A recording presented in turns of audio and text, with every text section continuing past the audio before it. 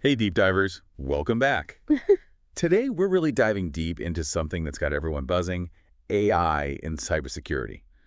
You've probably seen all the startups popping up promising to revolutionize security with AI, but let's be real, some of these claims, they sound a little too good to be true, right? Correct. So we're going to try to cut through all that hype and figure out what AI can actually do for cybersecurity, where it falls short, and most importantly, what you need to know before you buy into any of it. Sounds good.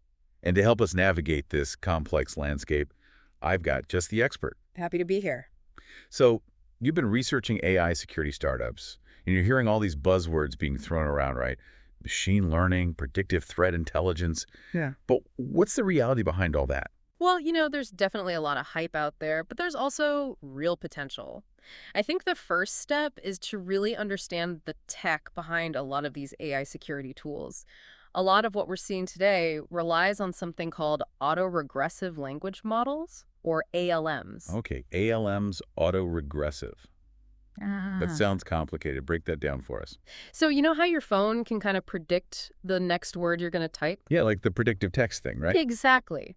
ALMs are kind of like that, but instead of predicting words for your messages, these models try to predict things like code vulnerabilities, attack patterns, even responses to cyber threats. Okay, so it's taking a bunch of data about cybersecurity and trying to, anticipate what's coming next. That Yeah. sounds amazing. But is it actually as good as it sounds? Well, for simple tasks, it can be quite helpful. Like Mm. take the famous code red worm, for example. An ALM could potentially generate a basic detection rule for something like that. Code Red. Now that's a blast from the past.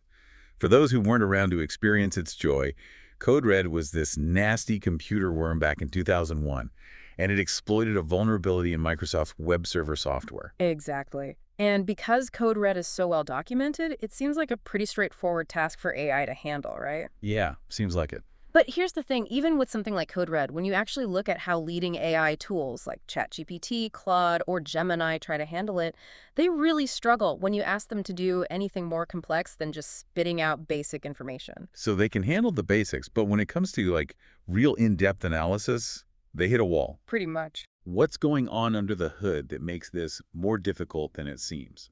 That's the million-dollar question. And it's not as simple as saying these AIs just aren't smart enough. The source you shared actually pointed out some pretty significant errors these models made with Code Red. For example, one model tried to write a detection rule that was based on the worm's connection to remote desktop services, which is totally wrong. It's like trying to detect a flu by looking for a broken leg. Exactly. Code Red exploited a web server vulnerability, not remote desktop. Wow, that's a pretty worrying error, especially when we're talking about security where accuracy is everything. It's like relying on a faulty compass for navigation, not exactly helpful. Precisely. And these errors aren't just random glitches. They actually point to a bigger issue called error propagation. Error propagation sounds ominous. It kind of is. And to understand it, let's go back to that predictive text analogy. Imagine you're texting a friend about something that happened, but you can only send one word at a time. And with each word, there's a tiny chance you'll accidentally choose a word that doesn't fit. A short text, you're probably fine. But the longer the story gets, the higher the chances of it going completely off the rails. Right. Yeah. Totally. You end up with this nonsensical mess. Exactly. That's kind of what happens with ALMs. The more complex the task you give them, the more likely they are to mess up, and these errors can compound really quickly. And here's the thing about this whole error propagation thing. It's not just a minor inconvenience. It gets to the core of why trusting these AI tools for something as critical as security can be so tricky. Right, because a security tool that's giving you wrong information is practically worse than having no tool at all, right? It's like relying on a broken compass to navigate through a forest. Exactly. Can you imagine an AI tool telling you your systems are secure when they're actually wide open to attack? Or even scarier, it starts taking action based on information it completely made up. That's a recipe for disaster. Talk about a cybersecurity nightmare. And this whole idea of just throwing more data at an AI and expecting it to become magically accurate, that's another thing the source you shared really debunked. It's like this gravitational pull toward truth fallacy. Yeah, there's this misconception that more data equals better results no matter what, but that's not always true, especially in the cybersecurity world. Okay. And that's where we bump into this curse of dimensionality. Okay, curse of dimensionality. Now, that sounds intense. What exactly is that? Is it some kind of AI horror movie? It kind of is. Imagine this. You're trying to teach an AI to tell the difference between a dog and a cat.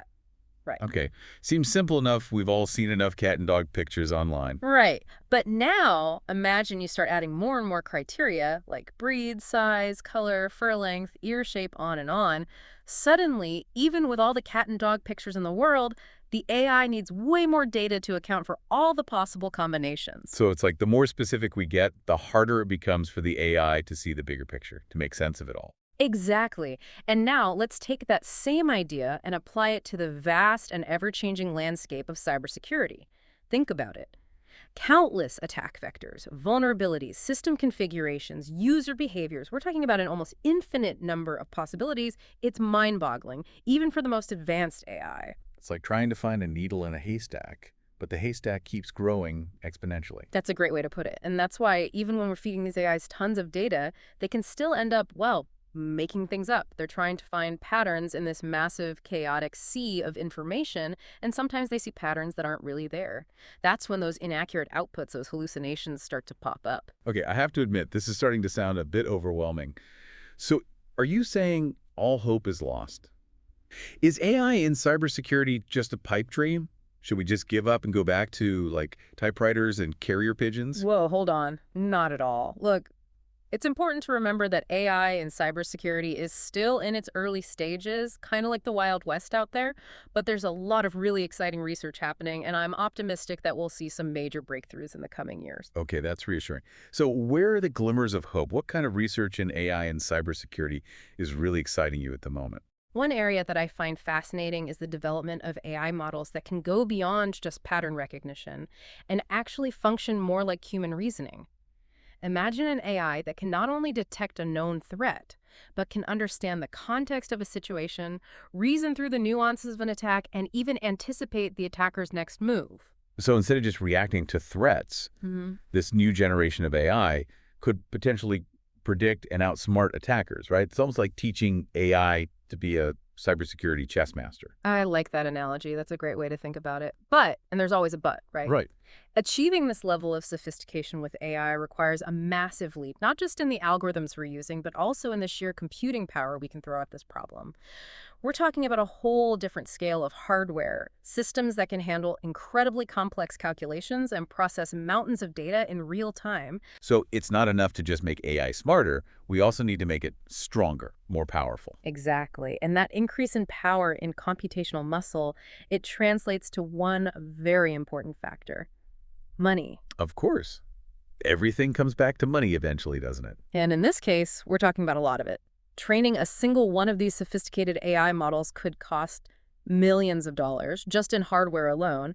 And then you've got the ongoing costs of running and maintaining these systems. So when we see these startups, promising they've cracked the code with AI security, it's not just about how fancy their algorithms are, but it's also about, like, how deep their pockets are. Exactly. And look, it's not that it's impossible to build these really powerful AI systems, but it does make you wonder, especially with smaller startups, can they really keep up? Can they afford to build and maintain these systems that need so much firepower, especially over the long term? That's a big question mark. It definitely changes the perspective, right? So for all you deep divers out there trying to navigate the world of AI, cybersecurity, knowledge is power, right? Don't let the excitement sweep you away. Remember what we talked about. Approach those big claims with a healthy dose of skepticism. Couldn't agree more. Don't be shy about asking the tough questions. When a company says, hey, we've got the next big thing in AI security, you got to dig deeper. What's the tech behind it?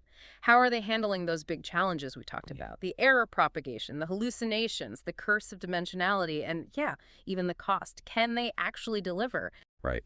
Those are all crucial questions. And remember, if it's real innovation, it can handle a little scrutiny. If a company can't clearly explain how their AI actually works, why it's better, that's a huge red flag. Absolutely. Buzzwords are easy to throw around. Real innovators, they can back it up. So as we're coming up from this deep dive into AI and cybersecurity, one thing is clear. The potential is huge, but it's not a magic wand, at least not yet. Right. AI and cybersecurity, it's still evolving. It's got strengths, it's got weaknesses. And like any powerful tool, you got to understand both, right? That's how we can use AI for good, especially in a field as important as cybersecurity. Well said. So, deep divers, as you continue your own exploration of AI and cybersecurity, remember, ask those tough questions, stay informed, and most importantly, stay curious. We'll see you in the next deep dive.